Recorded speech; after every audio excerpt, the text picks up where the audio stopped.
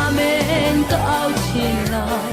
hallelujah amen ka chim peng la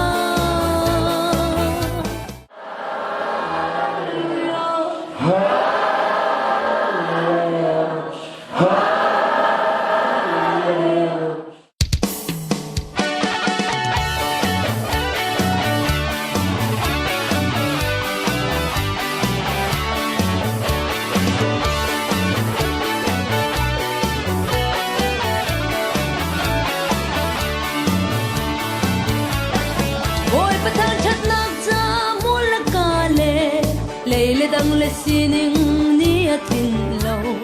hallelujah amen tin ao long hi kai ka di jem na ka si athai cham lo tu ni dau man na se amu khau lo tu ni soi man na se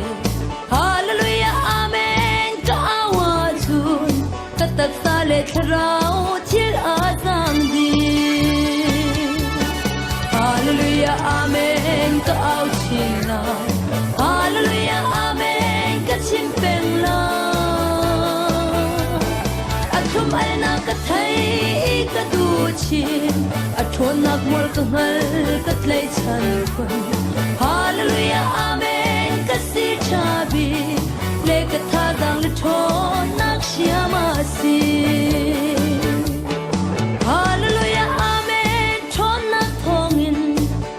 cancer zot nak tampi andam ko chia khwa bang chem tron mini luat na hu in boy pa an thang tha chung lei rai dau nak cha mang chia u si leng lei rai dau nak cha mang chia u si kharau mi le fa na ral kan te na hallelujah amen ka za pi lo hallelujah amen ka au chi lai hallelujah amen ka chim peng la athum ai na ka thai ka tu chi athon nak mol ka ngal ka tlai san khun hallelujah amen ka si chabi le ka tha dang le thon nak siama si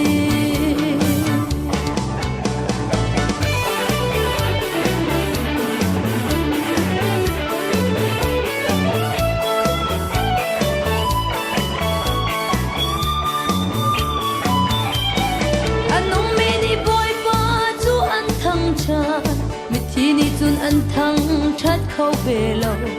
thang that nan ngay tu na kan mu câu chu hallelujah hi a si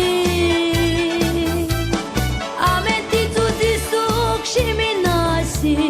amen a chun dei zong te thing di amen nun angai tu na chung khari leile van ro sung bi ngay tu an si hallelujah amen ka au chi lai hallelujah amen ka chim peng la athum ai na ka thai ka du chi athon nak mol ka ngal ka tlai chan khun hallelujah amen ka si chabi le ka tha dang le thon nak siama si kan boy pa dot nak hi na amen mo kan boy pa tha chua hi na amen mo kan pathiani tharau rian tuan nak hi nun in na amen mo na amen mi chunga dam na ka na amen mi chunga lop na ka na amen mi chunga tha chua amen in thilungin ka ong u si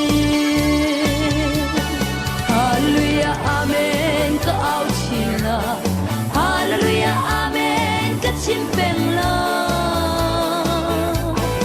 athum ai na ka thai ka du chi athon nak mol ka ngal ka tlai chan khun